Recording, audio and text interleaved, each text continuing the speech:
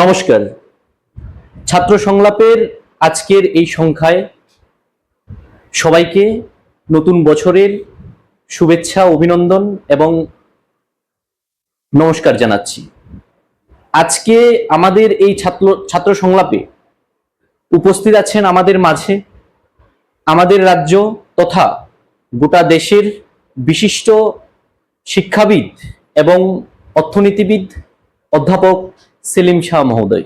নমস্কার স্যার। নমস্কার স্যার, কেমন আছেন? হ্যাঁ, ঠিক, একদম ঠিকঠাক। আজকে আমাদের যে বিষয়টা নিয়ে আলোচনা, গত কিছুদিন আগে আমাদের রাজ্যে বাজেট অধিবেশন গেছে। ঠিক একই সময়ে রাজ্য রাজনীতি, অর্থনীতি এবং শিক্ষা ব্যবস্থা, এই যে সবটা মিলিয়ে গোটা রাজ্যের মধ্যে একটা যে পরিবেশ তৈরি হয়েছে, সেই বিষয় নিয়ে আজকে আমাদের আলোচনা। আমরা আজকে স্যার প্রথমেই আপনার কাছে যে প্রশ্নটা রাখবো, একজন শিক্ষাবিদ হিসাবে এবং অর্থনীতিবিদ হিসাবে এবারের যে বাজেট এবং বাজেটে যে শিক্ষা ব্যবস্থায় যে বরাদ্দ করা হয়েছে, সেই বিষয়টা নিয়ে আপনার মতামত আমরা জানতে চাইবো স্যার। হ্যাঁ, মানে এটা খুবই প্রাসঙ্গিক, বিশেষত শিক্ষা ব্যবস্থার একটা আমূল পরিবর্তন ঘটছে। কারণ ন্যাশনাল এডুকেশন পলিসি 2020 এটা একেবারে ভারতীয় শিক্ষা ব্যবস্থার খোলনলচে বদলে দিচ্ছে পুরোপুরি। তো আগে যে ব্যবস্থাটা ছিল, আগে কিন্তু আমাদের যে ব্রিটিশ পিরিয়ড থেকে একটা এডুকেশনাল লিগেসি ছিল এবং সেটার মধ্যে দীর্ঘ একটা টেস্টেড পরীক্ষিত একটা প্ল্যাটফর্ম আমাদের ছিল। এখন ন্যাশনাল এডুকেশন পলিসি 2020 কিন্তু এই পুরোটাকে ভেঙে চুড়ে একেবারে স্ট্রাকচার একটা চেঞ্জ আনতে চাইছে। ভালো খারাপ পরের বিষয়, কিন্তু একটা কাঠামোগত পরিবর্তন কিন্তু ঘটাতে চাইছে। এবং সেখানে সরকারও সেটা বুঝতে পেরেছিল। কেন্দ্র সরকার এর জন্য বারবার বলেছিল যে আমরা যখন ন্যাশনাল এডুকেশন পলিসি 2020 করছি, তখন এডুকেশনে ব্যাপক ইনভেস্টমেন্ট আমাদের করতে হবে। কারণ আমাদের পুঁথিগত শিক্ষা, শ্রেণীকক্ষ নির্ভর শিক্ষা, ক্লাসরুম বেসড এডুকেশন অথবা ল্যাবরেটরি বেসড এডুকেশন বিশেষ জায়গায় পড়াশোনা করছে। এই জায়গা থেকে বেরিয়ে গিয়ে একটা মাল্টি ডিসিপ্লিনারি অ্যাপ্রোচ, একটা interdisciplinary approach, skill based education, value added courses, এই সমস্ত টার্মগুলো কিন্তু নতুন। মানে বিষয়টা এরকম দাঁড়াচ্ছে যে স্কুল কলেজে আমরা শুধুমাত্র ইকোনমিক্সে বা এডুকেশনের ক্ষেত্রে এডুকেশনের টিচার হলেই চলতো। এখন এডুকেশনে যদি 100 ছেলে মেয়ে পড়াশোনা করে কলেজে বা ইউনিভার্সিটিতে, তারা চাইলে ফিজিক্সও একটা পেপার নিতে পারে, তারা চাইলে মিউজিকে পড়তে পারে, তারা চাইলে ফাইন আর্টস বা স্কাল্পচারে গিয়ে একটা কোর্স করতে পারে। তাহলে ব্যাপারটা কি দাঁড়ালো? তার মানে অনেক বেশি সংখ্যক শিক্ষকের কিন্তু প্রয়োজন। তাদের প্রায় 40% মতো মুক্স, ম্যাসিভ ওপেন অনলাইন কোর্সেস। তাহলে আমাকে যদি 40% মতো মুক্স বা ওপেন কোর্সেস দিতে হয়, তাহলে ডিজিটাল ইনভেস্টমেন্ট হিউজ লাগবে। ইন্টারনেট ডেভেলপ করতে হবে, কম্পিউটার ল্যাব ডেভেলপ করতে হবে, অন্যান্য ভার্চুয়াল ল্যাব ডেভেলপ করতে হবে। তাহলে টোটাল জায়গাটা মাথায় রেখে গভর্নমেন্ট যখন নিউ এডুকেশন পলিসি ডিক্লেয়ার করলো, এখন what ever the procedure of declaration, এটা নিয়ে ছাত্রদের মধ্যে অনেক বিক্ষোভ দেখা গেছিল এক সময়, এবং যারা শিক্ষা নিয়ে কথা বলেন তারাও একটা বিক্ষোভ করেছেন যে ডিউরিং দ্য করোনা পিরিয়ড কোনো আপার হাউস লোয়ার হাউস, রাজ্যসভা এবং লোকসভাতে কোনো আলোচনা না করে, সেরকম ডেলিভারেশন বা ডিসকাশন না করে সরাসরি এডুকেশন পলিসিটাকে একটা বিল হিসেবে এটাকে ইন্ট্রোডিউস করছে, এটা ইম্পোজ করে দেওয়া হলো। That is super impose from above, উপর থেকে চাপিয়ে দেওয়া। কিন্তু অ্যাপার্ট ফ্রম দ্যাট, চাপিয়ে দেওয়া হোক, ডেমোক্রেটিক ডিবেট হোক না হোক, কিন্তু যখন বিষয়টা এসে গেছে, তাহলে এখন আমি কি দেখবো? তার প্রপার ইমপ্লিমেন্টেশন। এখন এটা অনেকেরই দাবি আছে, বহু শিক্ষক সংগঠন, ছাত্র সংগঠন দাবি করছে ন্যাশনাল এডুকেশন পলিসিটাকে পুরোপুরি স্ক্র্যাপ করার জন্য, এটাকে পুরোপুরি বাতিল করার জন্য। এখন যতদিন বাতিল না হচ্ছে, we are in the national education policy ambit. তাহলে আমাদেরকে কি করতে হবে? আমাদেরকে কিন্তু এই সিস্টেমটার মধ্যে যা রিকোয়ারমেন্ট সেগুলো নিয়ে ভাবতে হবে। এইটার জন্য গভর্নমেন্ট বললো, সেন্ট্রাল গভর্নমেন্ট, যে আমরা 10% অফ দ্য বাজেটের 10% শিক্ষা খাতে ব্যয় করব। এবং সেই পুরোনো দিনের কোঠারি কমিশন 1964-65 কোঠারি কমিশনের যে সুপারিশ ছিল, দ্যাট ওয়াজ এ ল্যান্ডমার্ক সুপারিশ। ল্যান্ডমার্ক একটা সাজেশন ছিল যে মিনিমাম তোমার জিডিপির 6% এডুকেশনে খরচ করো। কারণ most of the developed world, বড় বড় যারা উন্নত রাষ্ট্র, তারা প্রত্যেকে কিন্তু 6 থেকে 10% ধরেন চীনের মতো রাষ্ট্র যখন অতটা ডেভেলপ ছিল না, তখনও তারা এডুকেশনে কিন্তু 6 থেকে 10% ব্যয় করেছে। তাহলে এডুকেশন একটা হিউজ ইনভেস্টমেন্টের, কল ফর ইনভেস্টমেন্ট, এই গল্পটা ছিল। গভর্নমেন্ট সেটাকে মেনে নিয়ে বললো কোঠারি কমিশন, মুখার্জি কমিশন, পরবর্তী ক্ষেত্রে আরো যা যা কমিশন হয়েছে এইগুলো মেনে বললো যে আমরা এডুকেশনে 6% of the GDP and minimum 10% of the budget, this ফিনান্সিয়ালের বাজেট, আমরা এটা খরচ করব। সিমিলারলি স্টেট গভর্নমেন্ট গুলোকেও খরচ করতে হবে, কারণ এডুকেশন একটা কনকারেন্ট লিস্ট, এডুকেশন যৌথ তালিকাভুক্ত বিষয়। এইবার বাজেটে আসে, আমি এই প্রেক্ষাপটটা বলে নিলাম, নাহলে হয়তো অনেকে বুঝতে অসুবিধা হবে যে কেন অতিরিক্ত বাজেটের কথা বলা হচ্ছে, অতিরিক্ত বাজেট কেন প্রয়োজন। এটা গভর্নমেন্টও বুঝতে পারে অতিরিক্ত বাজেট প্রয়োজন, কারণ আমার সমস্ত কলেজগুলোকে ঢেলে সাজানো, ইউনিভার্সিটি ঢেলে সাজানো, স্কুলগুলোকে ঢেলে সাজানো। আগে কিন্তু এডুকেশন সিস্টেম আমাদের শুরু হতো ক্লাস 1 থেকে, তারপর এলো নার্সারি, এখন কিন্তু প্রি নার্সারি কিন্তু সরকারি ভাবে আসবে। অঙ্গনওয়াড়ি সেন্টার গুলোকে প্লে স্কুল বা প্লে সেন্টার হিসেবে এগুলোকে ডেভেলপ করা হবে। তাহলে ব্যাপারটা কি দাঁড়াচ্ছে, ওভারঅল স্ট্রাকচারাল চেঞ্জের জন্য হিউজ অ্যামাউন্ট অফ ইনভেস্টমেন্ট প্রয়োজন। এই ইনভেস্টমেন্টের প্রয়োজনে সরকার বললো যে আমরা খরচ করব। পরবর্তী ক্ষেত্রে দেখা গেল এবার বাজেটের ডিরেক্টলি যদি আমি আসি, বাজেটের টোটাল এডুকেশনে including primary education, pre primary education, higher education, school education, total বরাদ্দ দেওয়া হয়েছে 1.39 করোড়, লক্ষ কোটি টাকা, 1.39 লক্ষ কোটি টাকা। এটা আমার বাজেটের কত পার্সেন্ট? বাজেটের 4 বা 3.8%। আমি যদি আমার জিডিপি ধরি, তাহলে জিডিপির এটা হচ্ছে 2 or 2.4% or less than that. তাহলে কোথায় প্রতিশ্রুতি ছিল জিডিপি 6%, এই গভর্নমেন্টের প্রতিশ্রুতি জিডিপি 6% দেওয়া হলো না, ছিল বাজেটের 10%, বাজেটের লেস দ্যান 4% দেওয়া হলো। তা এবার এর মধ্যে আবার স্কুল এডুকেশনে দেওয়া হচ্ছে 83 করোড়, 83,000 করোড়, হায়ার এডুকেশনে 55,000 করোড় অ্যারাউন্ড। এই দুটো অ্যামাউন্টে কিন্তু very very insignificant looking at the requirement of the national education policy, infrastructure and total call. তাহলে এই জায়গাটা কিন্তু একটা গ্যাপ রয়ে গেল। এবং একই সঙ্গে শুধুমাত্র এটা না, আমার টেকনোলজি মিনিস্ট্রি যেটা আছে, এটার খাতেও কিন্তু আমার ইনফ্রাস্ট্রাকচারে আমার যে আমি বললাম যে ইন্টারনেট ডেভেলপ করা, ভার্চুয়াল ল্যাব ডেভেলপ করা, তাহলে সেই বরাদ্দগুলো অন্য মিনিস্ট্রিতে আসা উচিত ছিল, সেই বরাদ্দগুলোও কিন্তু ইনসিগনিফিকেন্ট। অ্যান্ড ওভারঅল এডুকেশনের যে এমফ্যাসিস যেটা দেওয়ার দরকার ছিল, সেই এডুকেশন এমফ্যাসিসটা কিন্তু এলো না। এবং বাজেট কতগুলো জায়গায় ভার্চুয়ালি উপর কতগুলো জায়গা ছুঁয়ে গেল যে আমরা এখানে যে ডিজিটাল ডিভাইডটাকে কমাবো, আমরা ইনফ্রাস্ট্রাকচার ট্রান্সফরমেশন ঘটাবো, কিন্তু frankly speaking in terms of the budgetary allocation, এই বাজেটের অ্যালোকেশন, এই বাজেটকে কখনোই এডুকেশনের জন্য ট্রান্সফরমেশনাল বাজেট বা রূপান্তরকামী বাজেট বলা যাবে না। এবং একই রকম ঘটনা হলো স্টেট গভর্নমেন্টের ক্ষেত্রেও। এবার স্টেট বাজেটও তোমরা দেখেছো, স্টেট বাজেটের ক্ষেত্রে একটা অদ্ভুত বিষয় আছে, স্টেট কিন্তু চিরকাল Tripura for the last 35 years, চিরকাল প্রত্যেক বছর ত্রিপুরায় কিন্তু, কারণ education is the only industry in Tripura, অন্য কোনো ইন্ডাস্ট্রি নেই, তাই এডুকেশনে কিন্তু মোটামুটি ভাবে যে খরচটা করা হয় এটা 18 থেকে 20%। একই প্যাটার্ন মেনে, নিয়ম মেনে এবারও কিন্তু 17 পয়েন্ট সামথিং টোটাল বরাদ্দের এটা আমার এডুকেশনে খরচা করা হয়েছে, যার বেশিরভাগটা চলে যাবে টিচারদের এবং স্কুল শিক্ষকদের, কর্মচারীদের বেতন দিতে, পেনশনের যে দায়ভার আছে সেটা বহন করতে। স্যার এই জায়গাটাতে আমি আপনাকে একবার থামাচ্ছি, সেটা হচ্ছে আমরা এবারের যে বাজেট, সেই অধিবেশনে আমরা দেখতে পেয়েছি যে আমাদের রাজ্যের মধ্যে পালাবদলের পর থেকে বা এবারের বাজেটেও 4টি বেসরকারি ইউনিভার্সিটি প্রস্তাব নিয়ে এসেছে। এবং দেখা গেছে যে আমাদের রাজ্যে রাজনৈতিক পালাবদল, অর্থাৎ 2018 সালের পর থেকে এই যে ক্রমাগতভাবে বেসরকারি স্কুল, ইউনিভার্সিটি, কলেজগুলো ক্রমাগতভাবে বৃদ্ধি পাচ্ছে, এই যে একটা ট্রেন্ড তৈরি হচ্ছে, সেই ট্রেন্ডটাকে আপনি কিভাবে দেখছেন? এই ট্রেন্ডটা কিন্তু in accordance with the national education policy 2020, কারণ কেন্দ্রীয় সরকার, সেন্ট্রাল গভর্নমেন্ট কিন্তু ছাড়পত্র দিয়ে দিয়েছে যে এডুকেশন, আগে আমাদের দেশে কি ছিল, এডুকেশনকে একসময় কিন্তু মেরিট গুড মনে করা হতো, মানে সমাজের প্রয়োজনে। এটা খুব ভালো বোঝা যায় পৃথিবীর সেই সমস্ত রাষ্ট্রগুলো উন্নত যারা এডুকেশনে একসময় হিউজ পরিমাণ ইনভেস্ট করেছে।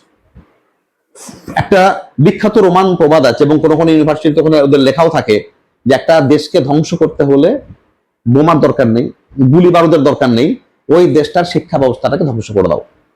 এডুকেশন সিস্টেমটা কিন্তু backbone of the society, backbone of the economy. You look at the Asian tigers, Asian tiger মানে তাইওয়ান, কোরিয়া, হংকং, এই যে 6-7টা ছোট ছোট দেশ, এরা কিন্তু 1980 সাল পর্যন্ত, 1970-80 পর্যন্ত এই পরিমাণ ডেভেলপ ছিল না। আজকে তারা কিন্তু প্রথম ফার্স্ট ওয়ার্ল্ড কান্ট্রিগুলোর সঙ্গে কিন্তু at par in terms of that GDP, in terms of per capita income and everything. এটা কি করে সম্ভব হলো? Simply because of their educated parents and the student. ওরা শিক্ষায় হিউজ ইনভেস্ট করেছে।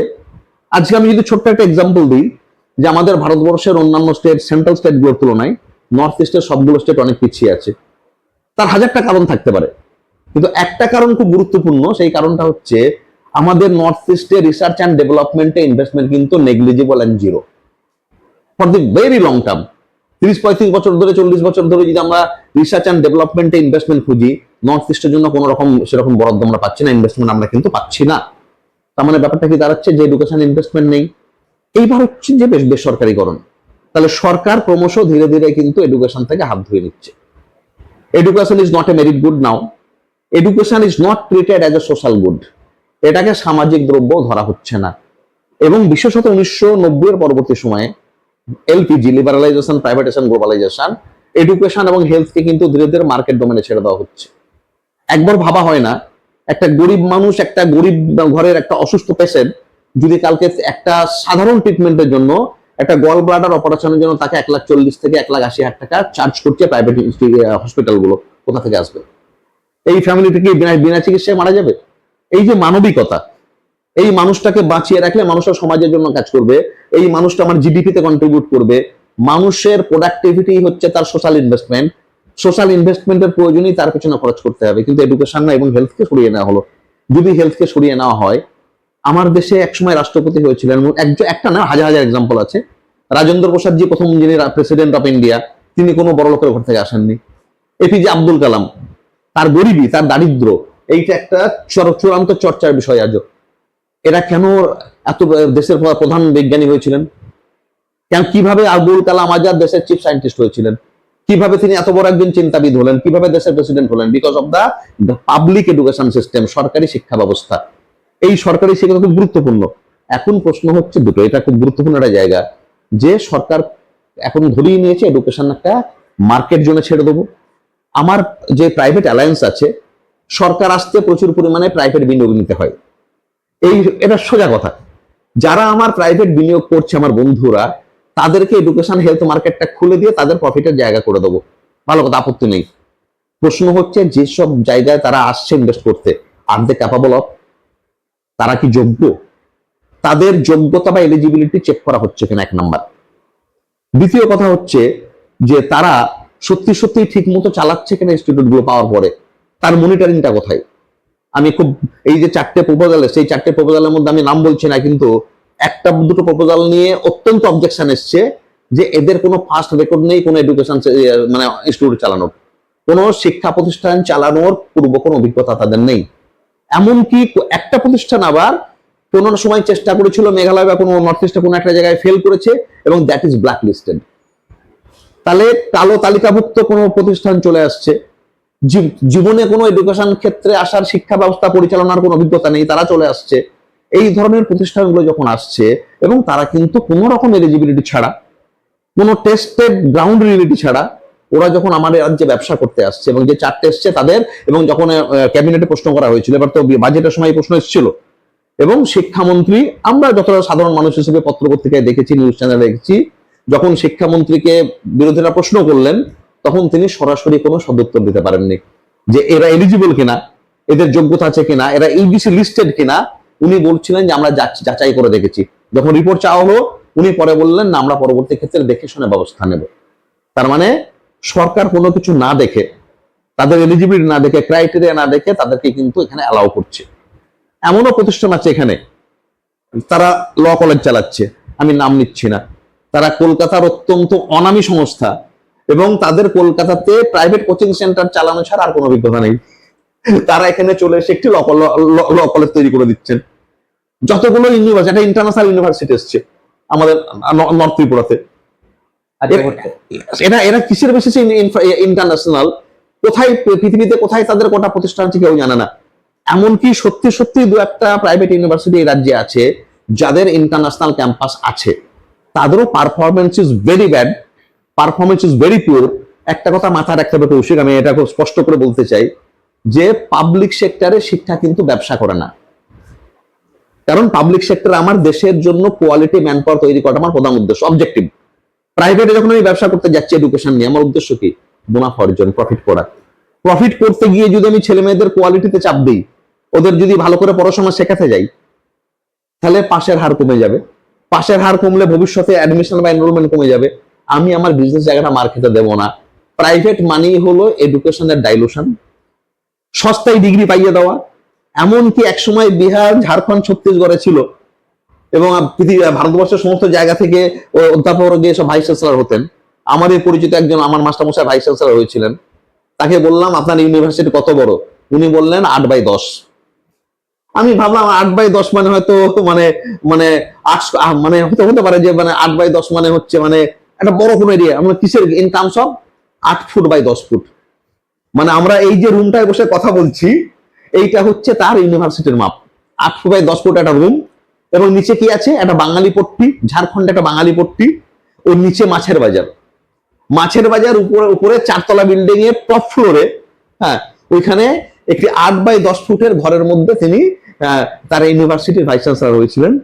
এবং তাও তার এখানে রাজ্যপালের সঙ্গে ভালো, সেই সময় ওর রাজ্যের রাজ্যপালের সঙ্গে ভালো সম্পর্ক ছিল, সেই সুবাদে তিনি, কারণ এখানে এই যে এডুকেশন ব্যবসাটা না, এই ব্যবসাটা কিন্তু ইন্ডিপেন্ডেন্টলি কেউ করছে না। কিসের নেক্সাস, কিসের নেক্সাস আমি আর খুলে বলছি না।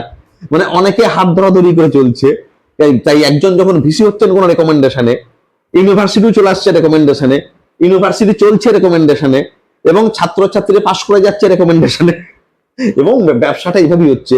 এডুকেশন কলা মূলো, এডুকেশন ফুচকা, এডুকেশন চানাচুর বা চানা।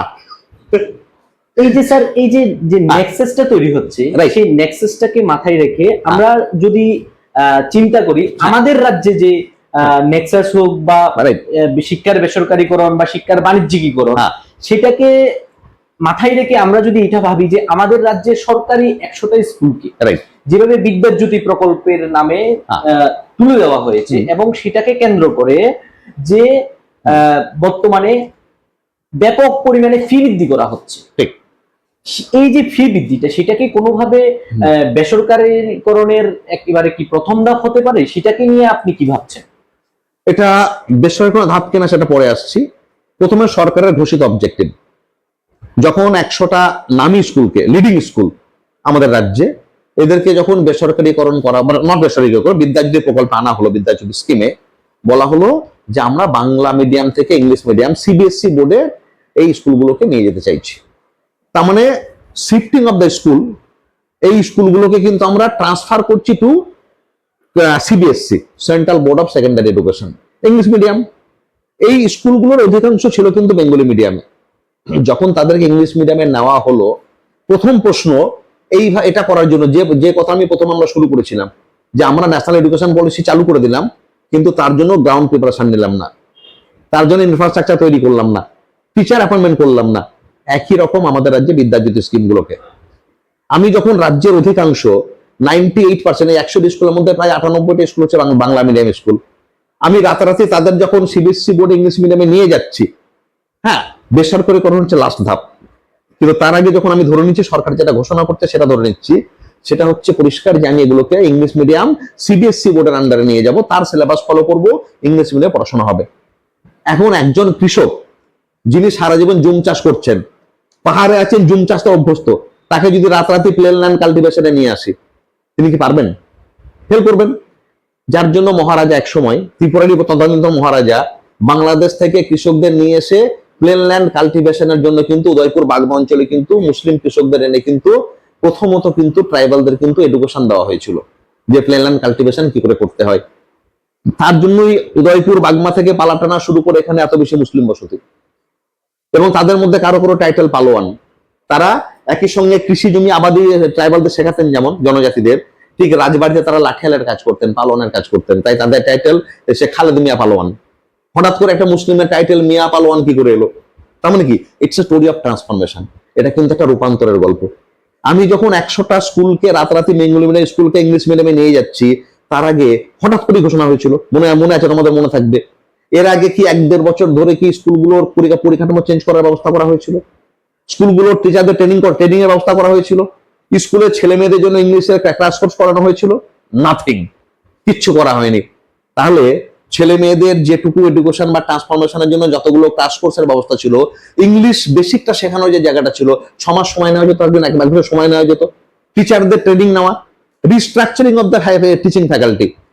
আমার রাজ্যে ইংলিশ মিডিয়াম স্কুলের সংখ্যা কম, তাহলে তার মধ্যেও ইংলিশ মিডিয়াম স্কুল থেকে কাদের কাদের এই বিদ্যাজ্যোতিতে আনা যায়, নতুন করে এইদের জন্য অ্যাপয়েন্টমেন্ট কি করা যায়, যাদের অ্যাপয়েন্টমেন্ট করছে তাদের ইংলিশ মিডিয়াম ব্যাকগ্রাউন্ড আছে কিনা, কনভেন্ট ব্যাকগ্রাউন্ড আছে কিনা, এই টোটাল স্কিমটাকে এইভাবে সাজানো দরকার ছিল, সেটা হয়নি। হাতে নাতে ফল পেয়েছি। মানে ফল কি পেলাম? আমরা দেখলাম মাধ্যমিকে, প্রথম ব্যাচটার কথাই বলি, মাধ্যমিকে ম্যাট্রিকুলেশনে 61% ফেল করলো, মনে আছে? 60% উপর ছেলে মেয়ে কিন্তু প্রথমবার ফেল করেছিল। হায়ার সেকেন্ডারিতে কত ফেল করলো? ক্লাস 12-এ 55%।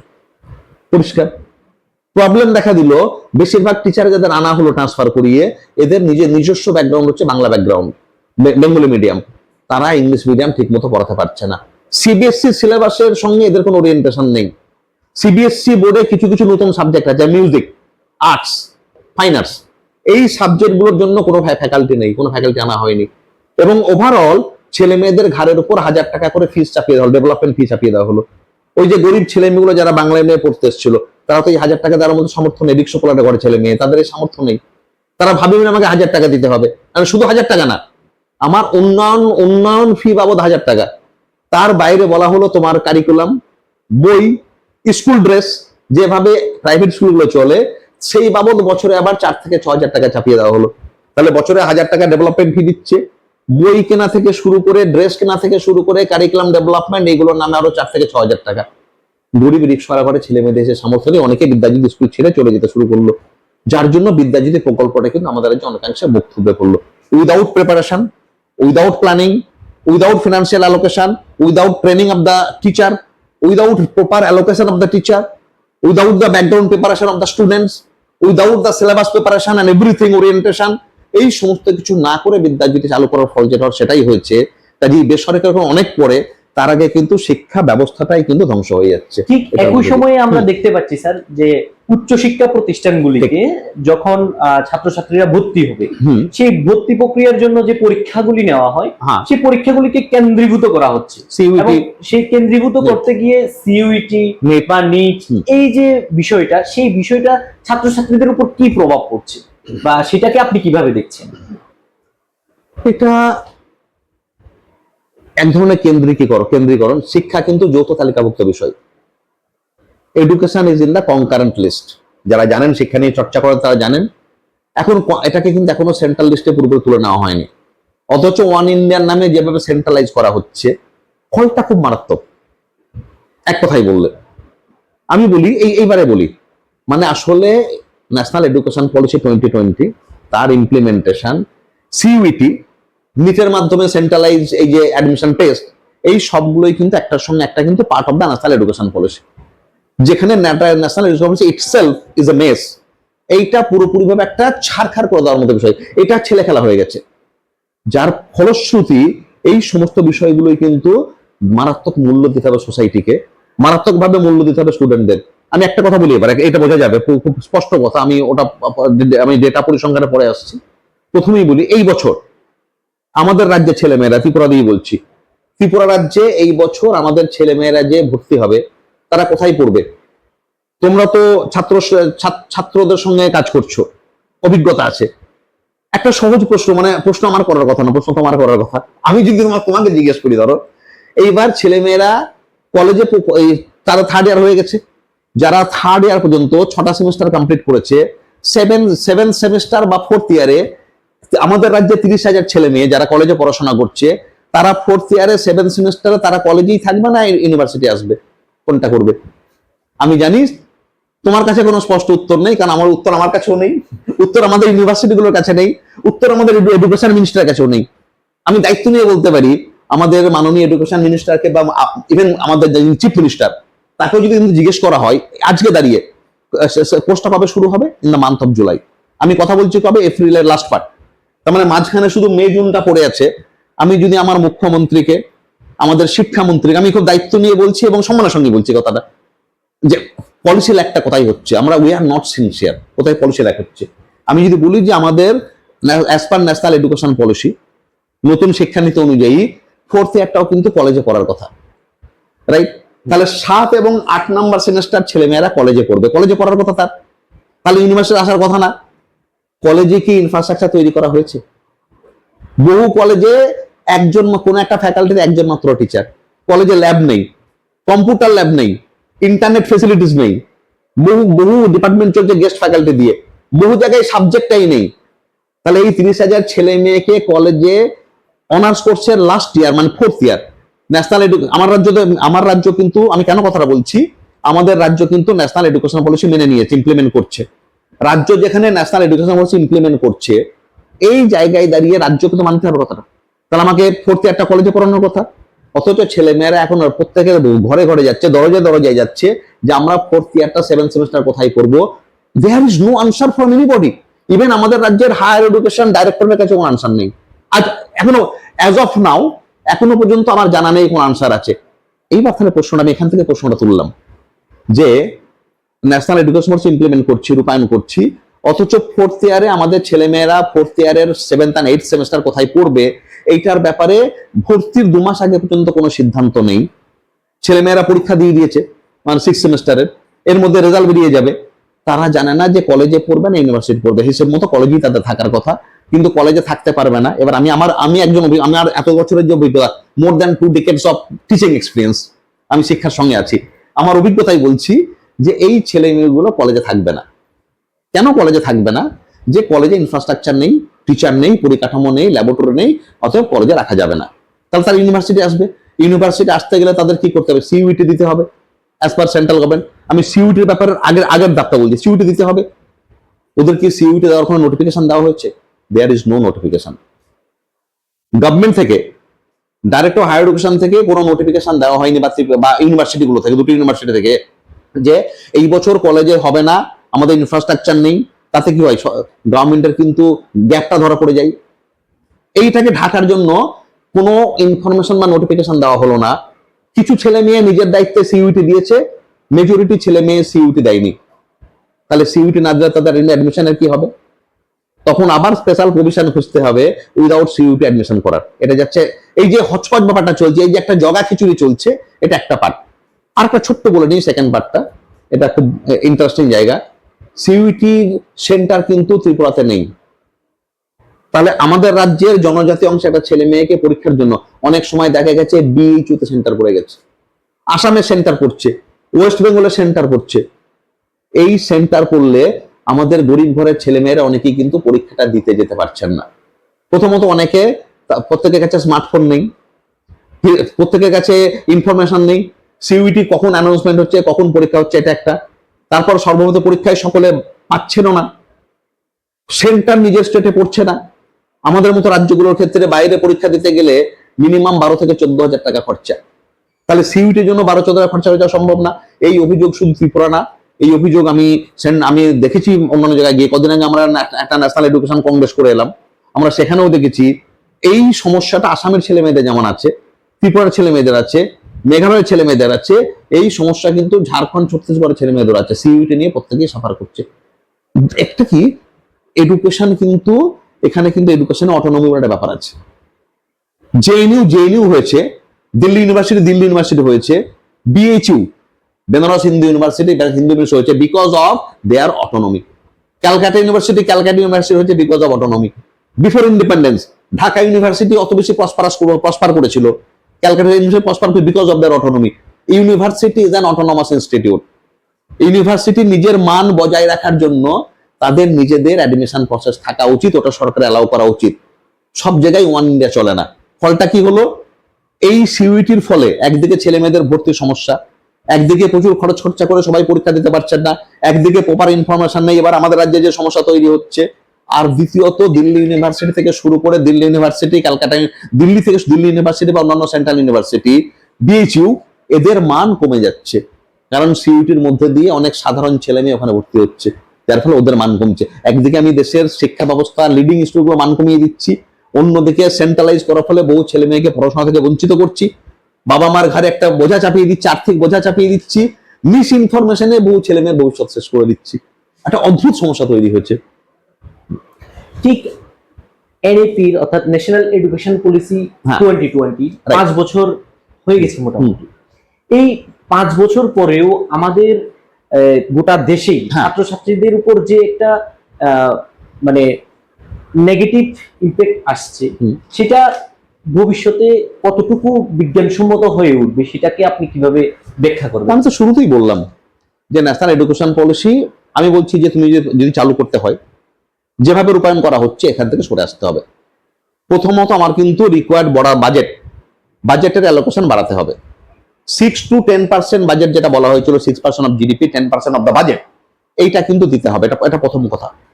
দ্বিতীয় কথা, 40% যদি মুক্স কোর্সে চালু করতে হয়, এটা অন্য কিছু না, মুক্স কোর্সেস চালু করলে, অনলাইন কোর্সেস চালু করে দিলে আমার ভবিষ্যতে টিচার অ্যাপয়েন্টমেন্টটা কমে যাবে। ওটাও কিন্তু খুব ভালো দিক না। ভবিষ্যতে যদি আমার কোর্সের 40% যদি অনলাইনই হয়ে যায়, ভিডিওগ্রাফির মধ্যে দিয়ে হয়ে যায়, এমনকি বলছে ল্যাবরেটরি পর্যন্ত ভার্চুয়াল ল্যাবরেটরি, ফিজিক্যাল ল্যাবরেটরি দরকার নেই। তাহলে ফিজিক্যাল ল্যাবরেটরি না থাকলে বিল্ডিং এর দরকার নেই, ফিজিক্যাল ল্যাবরেটরি না থাকলে ল্যাব অ্যাটেন্ডেন্টের দরকার নেই, ফিজিক্যাল ল্যাবরেটরি না থাকলে পরে ওখানে অন্যান্য ডেমোনস্ট্রেটর আর অল দিস পোস্টের দরকার নেই, টিচারের দরকার নেই। তাহলে ওটা তো হচ্ছে কাটেলমেন্ট অফ এমপ্লয়মেন্ট। ওটা আমি ওখানে ওটা অন্য প্রসঙ্গে আলোচনা আমি যাচ্ছি না। আমি বলছি যেটা করতে চাইছো সিরিয়াসলি করো। কেন সিরিয়াসলি? যদি ন্যাশনাল এডুকেশন পলিসির যে যে রিকোয়ারমেন্ট, যে কলেজগুলোতে ফোর্থ ইয়ার কলেজে রাখতে হবে, তাহলে কলেজের ইনফ্রাস্ট্রাকচার ঢেলে সাজাতে হবে। কেন স্টেট গভর্নমেন্ট সেন্ট্রাল গভর্নমেন্ট বরাদ্দ দিয়ে, আমাদের রাজ্য তো 22 বা 23 সাল থেকে চালু হয়েছে 3 বছরের মোর দ্যান 3 ইয়ার্স এরকম চালু হয়েছে। 3 বছরের মধ্যে 3 বছর আগে আমি জানতাম যে ফোর্থ ইয়ারটা কলেজে হবে, তাহলে কেন কলেজের ছেলেমেয়েদের জন্য ইনফ্রাস্ট্রাকচার করা হলো না? কেন টিচার অ্যাপয়েন্টমেন্ট হলো না? কে জবাব দেবে? তাহলে ন্যাশনাল এডুকেশন পলিসি ঠিকভাবে ফলো করা হচ্ছে না। কোন অংশগুলো ফলো করা হচ্ছে? যেগুলোতে কিছু পলিটিক্যাল বেনিফিট আছে, যেমন প্রফেসর অফ প্র্যাকটিস, এইটা দিয়ে আমি আমার দলীয় কোনো লক্ষ্য করে ঢুকিয়ে দিতে পারি। একটা বিশেষ ট্রেড, পৌরোহিত্যের মধ্যে কোর্স, একটা সংস্কৃতের কোনো একটা কোর্স করে দিলাম। আমি এমন কিছু করছি in the name of vocational education, in the name of value education, আমি একটা ইন্ডিজিনাস নলেজ সিস্টেমটা চাপিয়ে দিলাম। ইন্ডিজিনাস নলেজ সিস্টেমের মধ্যে দিয়ে আমি আমার পলিটিক্যাল প্রপাগান্ডাটাকে স্টুডেন্টের কাছে নিয়ে গেলাম। যেখানে যেখানে পলিটিক্যাল প্রপাগান্ডা বা I have my political benefits, ওইগুলো ফলো করা হচ্ছে, কিন্তু ইনফ্রাস্ট্রাকচার চেঞ্জ করা, ট্রান্সফরমেশনাল যে মানে স্ট্রাকচারাল চেঞ্জ, ওই জায়গাটা কিন্তু চুপচাপ। কোনো বরাদ্দ নেই, কোনো পরিকল্পনা নেই। বেশিরভাগ রাজ্যে কিন্তু ত্রিপুরার মতোই অবস্থা হচ্ছে। ছেলে মেয়েগুলো কলেজে থাকবে না ইউনিভার্সিটি থাকবে, এই প্রশ্ন থেকে যাচ্ছে। আমি এই ন্যাশনাল এডুকেশন যে কংগ্রেস করে এলাম, তার একটা অভিজ্ঞতা বলি। আমার ধারণা ছিল যে আমাদের রাজ্যেই যা অবস্থা, অন্য রাজ্যগুলোর কি। আমি লিডিং স্টেটগুলো থেকে আমরা জানতে পারলাম, হরিয়ানার মতো রাজ্য, যথেষ্ট অ্যাডভান্স রাজ্য, দিল্লির কাছাকাছি, এদের পর্যন্ত ফিজিক্সের যে আমার স্কিল কোর্স আছে, এটা ট্রেনিং কোথায় হচ্ছে শুনলে অবাক হতে হবে। এদের যে স্কিল কোর্স যেটা আছে বা এই যে কোর্সগুলো, এটার জন্য ট্রেনিং হচ্ছে শপিং মলে। একটা ফিজিক্সের ছেলে বা মেয়ে ইন্টার্ন করতে যাওয়া উচিত কোথায়? তার ফিজিক্সের ছেলে বা মেয়ে, ফিজিক্সের ছাত্রছাত্রী, তার ইন্টার্ন করতে যাওয়ার কথা কোনো টাটা গোয়েন্দা কোনো একটা ফ্যাক্টরি, কোনো ইন্ডাস্ট্রিতে কেমন যাওয়ার কথা। তার যাওয়ার কথা এখন অ্যাটমিক রিসার্চ সেন্টারে ইন্টার্ন করতে যাওয়ার কথা। ইন্টার্ন করছে কোথায়? অদ্ভুতভাবে ইন্টার্ন করছে শপিং মলে গিয়ে। আচ্ছা বলুন তো, শপার স্টপে বলো, শপার স্টপ বা শপিং মলে একটা ফিজিক্সের ছেলে মেয়ে গিয়ে কি শিখবে? তাহলে কি শিখলে? সিঁড়ি গুনছে বসে বসে, যে কতগুলো সিঁড়ি টপকে, লিফট কটা আছে, আচ্ছা কাস্টমার কজন ঢুকছে কজন বেরোচ্ছে, কাস্টমার ফিডব্যাক, এগুলো ফিজিক্সের কাজ না। তবু অন্য রাজ্য তবু বেটার। আমি আসামের বন্ধু যে গেছিলেন এডুকেশনাল কংগ্রেসে, তিনিও বললেন তার ওখানেও সমস্ত শপিং মলে পাঠানো হচ্ছে। উনি একটা মজার কথা বললেন, ফিজিক্সের ছেলে মেয়েদের লোকাল মোটরসাইকেল গ্যারেজে পাঠানো হয়েছে। পাড়ার একটা 8 পাস ছেলে বা মেয়ে ছেলে একটা মোটরসাইকেল গ্যারেজ করেছে। আমার কলেজের ছেলে বা ইউনিভার্সিটির ছেলে মেয়েকে ইন্টার্নশিপের নামে তার মোটরসাইকেল গ্যারেজে পাঠানো হচ্ছে। আমি বলবো তবু একরকম। যখন আমার রাজ্যে রিপোর্টিং যিনি করলেন, আমি তো আরো অবাক হয়ে গেলাম। আমাদের ত্রিপুরা রাজ্যের রিপোর্টিং আরো মজার। আমাদের ছেলে মেয়েদের ইন্টার্নশিপ ইস্কনে করানো হয়েছে, মঠে করানো হয়েছে, মন্দিরে করানো হয়েছে। প্ল্যানিং এর অভাব। ঠিক এই জায়গায় দাঁড়িয়ে বাংলায় একটি বিশিষ্ট চলচ্চিত্র হীরক রাজার দেশ, হীরক রাজার দেশে রাজা তার শিক্ষামন্ত্রীকে বলছিলেন যে কাল থেকে সব পাঠশালা বন্ধ। ঠিক সেই সময় শিক্ষামন্ত্রী যখন রাজাকে প্রশ্ন করলেন কাল থেকে পাঠশালা বন্ধ, কেন পাঠশালা বন্ধ, রাজা তখন শিক্ষামন্ত্রীকে কারণ দেখিয়েছিলেন যে ওরা যত বেশি জানে তত কম মানে। হ্যাঁ। এবং সেই জায়গাতে গুরুত্বপূর্ণ ভূমিকা রেখেছিলেন উদয়ন পণ্ডিত একদম সেই সময়ে। ঠিক। আজকের দিনে দাঁড়িয়ে হ্যাঁ। আপনাকে যদি আমরা ছাত্রকর্মীরা বা আজকের দিনে যারা আমরা ছাত্র আন্দোলনের কর্মী হিসেবে কাজ করছি, হ্যাঁ। আপনাকে যদি আমরা উদয়ন পণ্ডিত মানে আজকের এই অবস্থায়, এই অবস্থায় দাঁড়িয়ে আমাদের জন্য মানে শিক্ষাকর্মী এবং শিক্ষার্থীদের জন্য আপনার বার্তা কি থাকবে আমাদের জন্য? অনেকগুলো বার্তায় থাকবে, একটা বার্তা না। আমি যেহেতু শিক্ষার সঙ্গে যুক্ত আছি দীর্ঘদিন ধরে, আমি যেহেতু সমস্যাগুলোকে দেখতে পাচ্ছি চোখের সামনে, যন্ত্রণা হয় কিছু বলতে পারি না, আমি প্রথমেই বলবো একটা কথা, যে এই সময়টা কিন্তু একটা গোলমেলের সময়। গোলমেলের সময় ইন দা সেন্স, যখন ডেমোক্রেসিতে পছন্দ ধরে, গণতন্ত্রে যখন পছন্দ ধরে, তখন উদয়ন পণ্ডিত কিন্তু আসলে শিক্ষা ব্যবস্থার সঙ্গে সঙ্গে গণতন্ত্র বাঁচাতে চেয়েছিলেন, মানুষের অধিকার বাঁচাতে চেয়েছিলেন। কম খেলে নাই খেদ, বেশি খেলে বারে মেদ, যাতে জনতার চর্বি না হয়ে যায় জনগণের। তাই রাজা তাদের না খাইয়ে রাখছিল, উদয়ন পণ্ডিত কিন্তু খাবারের জন্য লড়াইটা করেছিল। রাজার সমস্ত সম্পদ থেকে, এই যে মানে দড়ি ধরে মারো টান, রাজা হবে খান খান, এই যে রাজাকে টান দিয়ে ফেলে দেওয়া, আসলে সিস্টেমটাকে ফেলে দেওয়া, গণতন্ত্রকে পুনঃপ্রতিষ্ঠা করা। আজকে একটা কথা বলি, আমাদের এখানে এখন প্রশ্ন উঠছে যে এই খুব রিসেন্টলি যে একজন ক্লাস 7 ফেল, 19 ক্লাস 7 ফেল কিনা আমি জানি না, কিন্তু প্রশ্নটা এসেছে 3 দিন আগে, যে একজন ক্লাস 7 ফেল মানুষ কি করে একটা রাজ্যের মুখ্যমন্ত্রী হয়? যদি ক্লাস 7 ফেল একটা মানুষকে রাজ্যের মুখ্যমন্ত্রী করা হয়, তিনি শিক্ষা নিয়ে কি কি কি দিক নির্দেশ দেবেন? হ্যাঁ, একজন খুব উচ্চশিক্ষিত মানুষের মুখ্যমন্ত্রী দারুণ চালাবেন, নট দ্যাট, কিন্তু একজন উচ্চশিক্ষিত, কারণ দেশ চালায় আমলারা, ব্যুরোক্র্যাটরা, কিন্তু ব্যুরোক্র্যাটদের বোঝার জন্য রাজার শিক্ষার দরকার আছে। মুখ্যমন্ত্রী প্রধানমন্ত্রী শিক্ষিত না হলে তিনি ব্যুরোক্র্যাটদের ঠিকঠাক চালাতে পারবেন না। একজন ক্লাস 7 পাস লোককে, ক্লাস 7 ফেল লোককে যখন মুখ্যমন্ত্রী করে দেওয়া হয়, এবং তার অন্যান্য ব্যাপার আছে যে তার বিরুদ্ধে অনেকগুলো খুনের অভিযোগ আছে, এগুলো আছে, এখন তো মানে ক্রিমিনালাইজেশন অফ পলিটিক্স ইন্ডিয়াতে অনেকগুলো সিট দাপড় আছে, commercialisation of education, commercialisation of কি বলবো মানে সোসাইটি, ক্রিমিনালাইজেশন অফ পলিটিক্স, নানা রকম কথাবার্তা আছে। এই যে ক্রিমিনালাইজেশন, যার ফলে একটা ব্যাপার লক্ষ্য করবে তোমার ইদানিং, আমাদের ছোটবেলায় আমরা যখন ছাত্র আন্দোলন করেছি, আমরা যখন শিক্ষার জন্য পথে নেমেছি, তখন আমাদের কথাগুলো শোনা হতো, আমাদের বিষয়গুলো নিয়ে। ইভেন যখন এলপিজি পলিসি আসছে 1990-এর দশক, 90-এর দশকের মাঝামাঝি, আমি কলেজের স্টুডেন্ট, আজ থেকে 30 বছর আগে, তখন যখন এই পলিসিগুলো নিয়ে আমরা রাস্তায় নামছি, একই রকম ডিবেট কিন্তু পার্লামেন্টেও হচ্ছে। সোমনাথ চট্টোপাধ্যায়ের মতো মানুষ, আরো সমস্ত দিকপাল মানুষ, তারা পার্লামেন্ট, সীতারাম ইয়েচুরি তখন অত্যন্ত ইয়াং, এবং ইভেন কংগ্রেসের তখন এই যে মানে যারা ছিলেন, শশী থারুর থেকে শুরু করে, এরা দিকপাল সমস্ত মানুষ, তারাও এলপিজি নিয়ে, তারাও এডুকেশন নিয়ে, প্রাইভেট এডুকেশন নিয়ে পার্লামেন্টে আওয়ার লং ডিবেট হতো। গত 5-7 বছরে, 10 বছরে তোমরা পার্লামেন্টে কোনো শিক্ষা নিয়ে ডিবেট শুনেছো? সমস্ত তো বিল পাস করে হয়ে যায়, অর্ডিন্যান্স পাস করে হয়ে যায়। আর যদি পার্লামেন্টে ডিবেট হয়, ডিবেটটা কি হয়? মন্দির নিয়ে ডিবেট হয়, মসজিদ নিয়ে ডিবেট হয়, কোন একটা জাতি বা দুটো জাতিকে গালাগাল করার জন্য ডিবেট হয়, এ ওকে গালাগাল করছে, ও তাকে গালাগাল করছে, মানে এই ভাষাতেই ডিবেটটা হয়। পার্লামেন্টে সুস্থ ডিবেট কোথায়? পার্লামেন্টে পরস্পরকে মারতে যাচ্ছে, গালাগাল করছে, এফস্টিন ফাইল নিয়ে কথা হচ্ছে, চরিত্র নিয়ে কথা হচ্ছে পার্লামেন্টে। হ্যাঁ, কি করে একজন মন্ত্রী হলেন সেটা নিয়ে সব নোংরা আলোচনা হচ্ছে। কিন্তু পার্লামেন্টে অন্তত এডুকেশন নিয়ে, স্বাস্থ্য নিয়ে, শিক্ষা নিয়ে, আমার দেশের ডেমোক্রেসি নিয়ে পার্লামেন্টে কোনো ডিবেট নেই। ডিবেট ইজ দি সিন কোয়া নন অফ ডেমোক্রেসি। বিতর্ক ছাড়া, বিতর্ক হচ্ছে গণতন্ত্রের প্রাণভোমরা। আমাদের যেমন প্রাণভোমরা হচ্ছে সংস্কৃতি, তেমনি গণতন্ত্রের প্রাণভোমরা হচ্ছে ডিবেট, বিতর্ক। পার্লামেন্টে ডিবেট বন্ধ হয়ে গেছে। এই জায়গায় দাঁড়িয়ে লড়াই আন্দোলন কিন্তু অনেক কঠিন, কেউ কথা শোনে না। এই যে ন্যাশনাল এডুকেশন চালু করা হলো, আমরা কেউ কি জানি যে হোয়াটস দা রিয়েলিটি, রিয়েল গ্রাউন্ড? কত পার্সেন্ট ছেলে মেয়ে পাস করে নতুন এডুকেশন পলিসিতে? আমাদের রাজ্যে কত পার্সেন্ট ছেলে মেয়ে পাস করে? এই উত্তর তোমার কাছে নেই, উত্তর আমার কাছেও নেই। এই উত্তর আমাদের যারা শিক্ষা নিয়ে সিদ্ধান্ত নিচ্ছে তাদের কাছেও নেই, কারণ এক্স্যাক্টলি যতজন পাস করেছিল সেটা আমরা জানি না। পরবর্তী ক্ষেত্রে দেখলাম 2500, 3000 ছেলে মেয়ে জাতীয় সড়ক অবরোধ করে দিল, মনে আছে তোমার? 2 বছর আগে জাতীয় সড়ক তারা অবরোধ করে দিল, জাতীয় সড়ক অবরোধ করার 3 ঘন্টার মধ্যে উপর থেকে সিদ্ধান্ত এলো সবাই পাস, এবং একটা নোটিফিকেশন এলো যে যারা পরীক্ষা দিয়েছে তারা পাস, যারা পরীক্ষা দিতে পারেনি তার একটা মেডিকেল সার্টিফিকেট দিলে তারাও পাস, 6 সেমিস্টার অবধি কেউ ফেল করবে না। আমার রাজ্যে সিদ্ধান্ত আছে।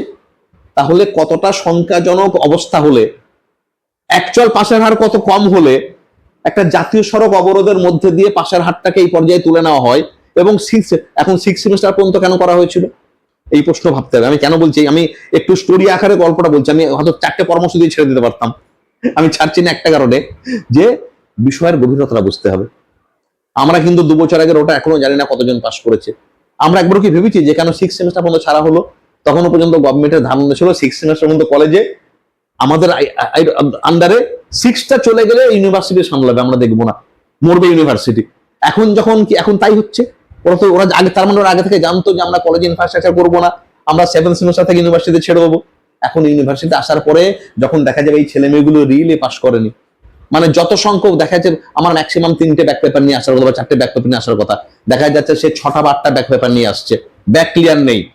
চট করে 4th ইয়ারে গিয়ে 7 সেমিস্টারে মোর দ্যান 50% ছেলে মেয়ে কিন্তু এখান থেকে কাট হয়ে যাবে। এই ছেলে মেয়েগুলো জাস্ট ওই যেমন পতঙ্গ আগুনে গিয়ে পড়ে, এরকম র্যাকেটের নেটের নিচে পড়ে যাবে এই ছেলে মেয়েগুলো। এই গভীরতা আমরা ভেবেছি কখনো? এই জন্য বলছি, আজকে যদি ছাত্র আন্দোলন করতে হয়, আজকে যদি শিক্ষা নিয়ে প্রকৃত কথা বলতে হয়, ডিবেটটাকে ফিরিয়ে আনতে হবে। ডিবেট ফেরালে এভিডেন্স বেস কথা বলতে হবে। আমি যেমন আমার অভিজ্ঞতা থেকে বলছি, কিন্তু আমার কাছে অত এভিডেন্স নেই, কিন্তু আমি যা দেখছি অভিজ্ঞতা থেকে বলছি, এটাকে স্টাডি করতে হবে, আমাকে প্রমাণ জোগাড় করতে হবে, এভিডেন্স নিয়ে কথা বলতে হবে, বরাদ্দ নিয়ে কথা বলতে হবে। তার মানে আমাকে ন্যাশনাল এডুকেশন পলিসি 2020 প্রথমে পড়তে হবে দৃঢ়ভাবে। আজকে মুভমেন্ট করতে গেলে পড়তে হবে। পড়ার পরে ইমপ্লিমেন্টেশনে কোথায় কোথায় গ্যাপ হচ্ছে, কোথায় কোথায় ইচ্ছে করে সরকার চোখ বন্ধ করে আছে, কোথায় কোথায় বরাদ্দ কম হচ্ছে, আমার এডুকেশন মিনিস্টারও যেটা জানেন না সেটা আমাকে জানতে হবে। তারপরে সিনসিয়ারলি মুভমেন্টটা করতে হবে। এবং এই মুভমেন্টে কতগুলো ডাইমেনশন থাকবে। প্রথম ডাইমেনশন হচ্ছে, there is a digital divide, there is a educational divide. Educational inequality কিন্তু চূড়ান্তভাবে বাড়ছে।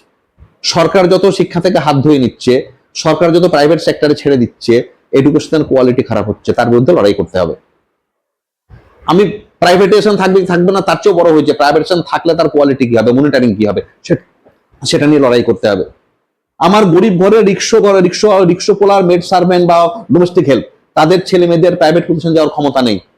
আমি কথাগুলো কেন বলতে পারছি, কারণ আমি হচ্ছি 14 টাকার মাস্টার ডিগ্রি। ইয়েস, আমি আমার ছেলে মেয়ে বলি আমার মাস্টার ডিগ্রি 14 টাকা, কারণ আমি বছরে, আমার অ্যানুয়াল সিস্টেম ছিল, আমি 2 বছরে 14-28 টাকা ফিস দিয়ে মাস্টার ডিগ্রি করেছি। আমি এই ভারতবর্ষের, আমি তো এলপিজির পরবর্তী সময়ে মাস্টার ডিগ্রি পাস করেছি। আমি যদি 14-28 টাকায় মাস্টার ডিগ্রি পাস করি, আমার ছাত্রটা আজকে কোনো ইনফ্রাস্ট্রাকচার পাচ্ছে না, কোয়ালিটি পাচ্ছে না, যথেষ্ট সংখ্যক শিক্ষক নেই, অথচ একটা সরকারি প্রতিষ্ঠানে আমার ছেলে মেয়েটাকে প্রত্যেক সেমিস্টারে অন্তত 4,600 টাকা করে দিতে হয়। তার মানে টোটাল যদি 2 বছরে গিয়ে 4টে সেমিস্টার হয়, তাহলে সে কিন্তু, আমি 14 টাকায় পড়াশোনা করেছি, সে 14,000 টাকা তাকে পে করতে হচ্ছে। আমাদের রাজ্যে এনআইটি, এখন আগে যেটা ছিল ত্রিপুরা ইঞ্জিনিয়ারিং কলেজ, টিইসিতে ইঞ্জিনিয়ারিং পাস করেছে ছেলে মেয়েরা, তখন তারা যখন পাস করেছে 4,000 টাকা, 4,200 টাকায়। এখন শুনি প্রত্যেক সেমিস্টারে গিয়ে 40 থেকে 60,000 টাকা দিতে হয়, 80,000 টাকা দিতে হয়।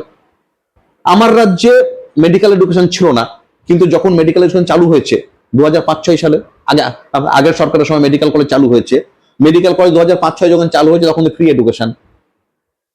তারপর একটা পিপিপি চালু হলো, কিন্তু খুব কম পয়সায় পড়া যেত। এখন আমাদের রাজ্যে একটা মেডিকেল এমবিবিএস পাস করতে গেলে 60 থেকে 65 লাখ টাকা দিতে হয়। এখন না, কেউ বলে 1 কোটি, সবকিছু মিলিয়ে 1 কোটি। তাহলে হচ্ছেটা কি? মানে এটা কি সরকার চলছে না সার্কাস চলছে? মানে গরিব, যদি আমি কার ভোটে নির্বাচিত হচ্ছি? আমি লক্ষ লক্ষ কোটি কোটি গরিব মানুষের ভোটে নির্বাচিত হচ্ছি। বুঝে না বুঝে একটা রিক্সাওয়ালার ভোট দিচ্ছে, সে ডেভেলপমেন্টের নামে ভোট দিচ্ছে না, কিসের নামে ভোট দিচ্ছে? সে তার আইডেন্টিটি পলিটিক্সের নামে ভোট দিচ্ছে। আমি হিন্দু না আমি মুসলমান, আমি জাতি না আমি জনজাতি, আমি থানসা না আমি বিভাজিত, কেমন এই নিরিখে ভোট হচ্ছে। তার মধ্যে ওটা না বুঝে ভোট দিচ্ছে। ডেমোক্রেসি এত দুর্বল হয়েছে যে একজন ভোটার সে ডেভেলপমেন্টের নামে ভোটই দিচ্ছে না। কতগুলো ইলেকশন আমাদের রাজ্যে হয়েছে, অন্য আমাদের দেশে হয়েছে, কোনটা ডেভেলপমেন্টের নিরিখে হয়েছে? ডেভেলপমেন্ট নিয়ে কোনো আলোচনা হয়? ডেভেলপমেন্ট নিয়ে আলোচনা হলে ক্লাস 7 পাস, যা ডেভেলপমেন্ট শব্দটা বানানটা লিখতে পারবে না, সে অত উপরে যেতে পারে না, কেমন যে বোঝে না। তার মানে ডেভেলপমেন্ট বলে কোনো বস্তু নেই। তাহলে ভোট হচ্ছে এটা। এবার কাদের ভোটে নির্বাচিত হচ্ছে? ওই রিক্সোপোলার, ওই ডোমেস্টিক হেল্প, সাধারণ কর্মচারী, ভিখিরি, এদের ভোটে নির্বাচিত হয়ে আসার পরে আমি কাদের বেনিফিট দিচ্ছি? আমি প্রাইভেটাইজেশন নামে টাটা, বিড়লা, গোয়েঙ্কা, আম্বানি, আদানি, তাদেরকে বেনিফিট দিচ্ছি। এই মধ্যে খুব একটা ভালো খবর দেখলাম, এর মধ্যে আদানি, যিনি আমাদের এখনকার যে সেন্ট্রাল অ্যাডমিনিস্ট্রেশন সরকার, তার অত্যন্ত ঘনিষ্ঠ, আদানি এই মুহূর্তে আম্বানিকে ছাড়িয়ে 1 নম্বর পজিশনে চলে এসেছে। মানে আমাদের দেশে 2005 সালে মাত্র 9 জন বিলিয়নিয়ার ছিল। 2005 সালে বিলিয়নিয়ার ছিল 9 জন, এখন বিলিয়নিয়ার হচ্ছে 125 জনের উপরে, 126 জন বিলিয়নিয়ার। কান্ট্রি ডেভেলপ করছে। ইনইকুয়ালিটি যে পরিমাণে বাড়ছে, এবং এই মুহূর্তে টাটা, আদানি এবং আম্বানি দুজনে এতটাই ক্লোজ ফাইট করছে, গোটা পৃথিবীর মধ্যে 19 নম্বর ধনী হচ্ছে আদানি, 20 নম্বর ধনী হচ্ছে আম্বানি। এটাকে যদি ডেভেলপমেন্ট ধরা হয়, আর গরিব মানুষের হাত থেকে শিক্ষা চলে যাচ্ছে, খাদ্য চলে যাচ্ছে, বাসস্থান চলে যাচ্ছে, ক্রমাগত ইনইকুয়ালিটি বাড়ছে। 3% মানুষের হাতে 50% মানুষের হাতে মাত্র 3% সম্পদ। মানে আমরা যারা, মানে আমাকে তোমাকে নিয়েও আমাদের 50% ভারতীয়ের হাতে মাত্র 3% সম্পদ, জাতীয় সম্পদের 3%। আর আম্বানি আদানির মতো ওই 1%-এর হাতে সম্পদ হচ্ছে 49%। এটা হচ্ছে ইনইকুয়ালিটি রিপোর্ট বা অক্সফামের রিপোর্ট অনুযায়ী এটা হচ্ছে ইনইকুয়ালিটি। এই জন্য আজকের মুভমেন্টটাকে তো গরিব মানুষের কথা বলতে হবে, ডিজিটাল ডিভাইডের কথা বলতে হবে, আমার ল্যাবরেটরি তৈরি হলো কিনা সেটা বলতে হবে, ইনফ্রাস্ট্রাকচার হলো সেটা বলতে হবে, এবং একই সঙ্গে শিক্ষার যে স্প্রেড এবং শিক্ষার যে গুরুত্ব, এই জায়গাটা, এবং শিক্ষাকে, এডুকেশনকে ছাত্র মুভমেন্টের মধ্যে দিয়ে বিধানসভা এবং পার্লামেন্টে ডিবেটের একটা বিষয় করে তুলতে হবে। এটা হচ্ছে গুরুত্ব। এবং তার জন্য যে ফোরামগুলো আজকে কিছুটা যেমন অসুবিধার কথা বললাম, সুবিধাও আছে কিছু। আজকে ছাত্র করতে গেলে ছাত্র আন্দোলনের কর্মীকে শিক্ষিত হতে হবে, অনুসন্ধিৎস হতে হবে, তাকে এভিডেন্স বেস কথা বলতে হবে, প্রয়োজনে তাকে রিসার্চ স্টাডি করতে হবে, এভিডেন্স কথা বলতে হবে। একই সঙ্গে তাকে ডিবেট, পার্লামেন্টকে এবং বিধানসভাকে ডিবেট, স্যার আমরা কি করে করব, আমরা এই রাজ্যে বসে এখানে বসে, বা আমরা সাধারণ ছাত্রছাত্রী কি করে ডিবেটে বাধ্য করব। আজকে সোশ্যাল মিডিয়া ভেরি স্ট্রং। আমার কাছে যদি এভিডেন্স বেসড প্রমাণ থাকে, আমি সোশ্যাল মিডিয়ায় যেতে পারি, আমি অনেকগুলো পোর্টাল আছে, পোর্টালে রাত দিন ধরে এভিডেন্স বেসড পেপারগুলো আপলোড করতে পারি, আমি ইন্টারন্যাশনাল ফোরামে আপলোড করতে পারি, এমন জায়গায় মুভমেন্টটাকে নিয়ে যেতে পারি। আমি জানি আমি যদি আমার শিক্ষামন্ত্রীর ডেপুটেশন সময় চাই, তিনি নাও দিতে পারেন। একজন উপাচার্যের সময় চাইলেও একজন উপাচার্য যখন সময় দেন না, ছাত্রদের কথা শুনতে চান না। এই যে আমাদের যারা রানিং যারা রয়েছে, মানে ছাত্রকর্মী যারা, তাদেরকে ছাত্রদের নিয়ে কথা বলার কথা, তারা কি নিয়ে কথা বলেন? তারা নানা রকম কর্তব্য দিবস নিয়ে কথা বলেন, তারা বিশ্বকর্মা পুজো, সরস্বতী পুজো, এই পুজো ঘটা করে আনন্দ করে, মানে ছেলে মেয়েদের এনগেজ রাখা। শিক্ষা নিয়ে কিন্তু কোনো কথা নেই। কাজেই যদি সিরিয়াসলি আন্দোলন করতে হয়, শিক্ষা নিয়ে কথা বলতে হলে আমার সোশ্যাল মিডিয়া থেকে শুরু করে অল পোর্টাল, অল ফোরাম, এইগুলোকে নিজেকে শিক্ষিত করে এমন ভাবে ব্যবহার করতে হবে যে একসময় government will be compelled to take the debate in the parliament, upper houses, lower houses, and in the state assemblies. এইগুলোতে সরকার যেতে বাধ্য হয় এটা নিয়ে ডিবেট করতে, কথা বলতে। এই জায়গাটা করতে পারলে, চ্যালেঞ্জিং বাট এই জায়গাটা করা যায়, এটা আমার পরামর্শ। Thank you sir. আজকে আমরা দীর্ঘ সময় আজকের এই ছাত্র সংলাপে আলোচনা করেছি আমাদের রাজ্য তথা গোটা দেশের বিশিষ্ট শিক্ষাবিদ এবং অর্থনীতিবিদ প্রফেসর সেলিম শাহ স্যার মহোদয়ের সাথে। অসংখ্য ধন্যবাদ আমাদেরকে সময় দেওয়ার জন্য। আবারও সবাইকে অসংখ্য ধন্যবাদ, শুভেচ্ছা এবং অভিনন্দন জানিয়ে আজকের এই ছাত্র সংলাপ এখানেই সমাপ্ত করছি। নমস্কার।